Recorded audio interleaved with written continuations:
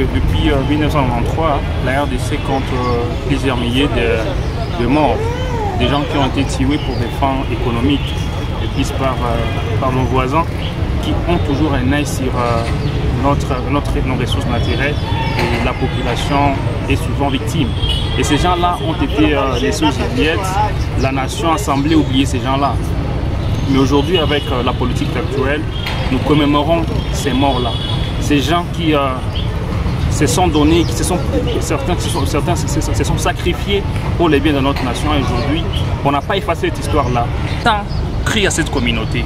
On a longtemps appelé cette communauté pour qu'elle puisse nous accompagner, pour qu'elle puisse voir la réalité et tourner le doigt à ces discours-là mensongers qui disent que non, il y a une discrimination, une certaine discrimination, il y a une communauté discriminée en RDC, que non, nous sommes là pour sauver cette communauté. Le temps est là, le temps est révolu. Il faut qu'elle voie la réalité en face. Il faut qu'elle puisse respecter ces textes qui disent que chaque nation doit être autonome. Aucune nation ne doit empiéter les périmètres, les frontières d'autres nations, et qu'elle fasse respecter juste ces textes. Mais sinon, au-delà de cette communauté, mais que la RDC est là, elle a ses fils dignes et qui vont sauver cette nation. 10 millions de Congolais ont perdu leur vie à cause du caoutchouc de ce pays. Et deuxième épisode de ces génocides, c'est la période maintenant de 1993 jusqu'à nos jours, où il y a plus de 12 millions de Congolais qui ont perdu leur vie à cause maintenant des non-ressources.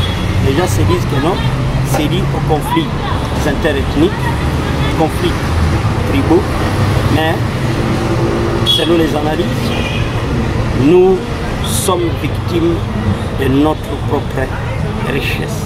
Et c'est ce qui fait que les gens sont tués du jour le jour. Et pour nous, l'Université de Martyrs du Congo était de vouloir interpeller la communauté internationale à considérer ce jour, toujours, les 2 août,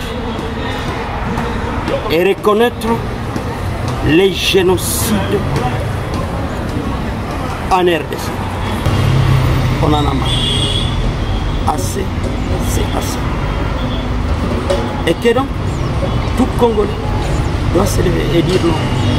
Nous ne pouvons pas toujours garder silence.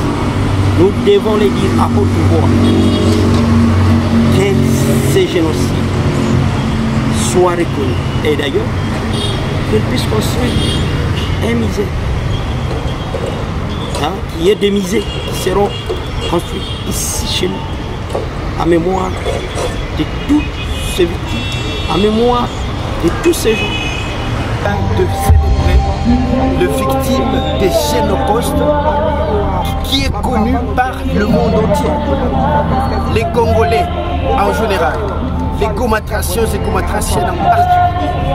Aujourd'hui, ils pleurent, ils se rappellent de ces sangs coulés de rivières, de sang coulé des innocents commis par la fille du Congo, le maman du Congo, les papas du Congo, les jeunes du Congo ont besoin de la paix.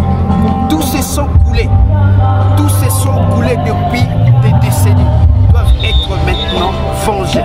C'est pourquoi cette journée m'est tellement importante, parce que je me rappelle de ces amis, de ces connaissances, de familiers tombés sur les champs de bataille, victimes des bombes qu'on lasse à l'aveuglette. Une journée de commémoration de toutes nos morts.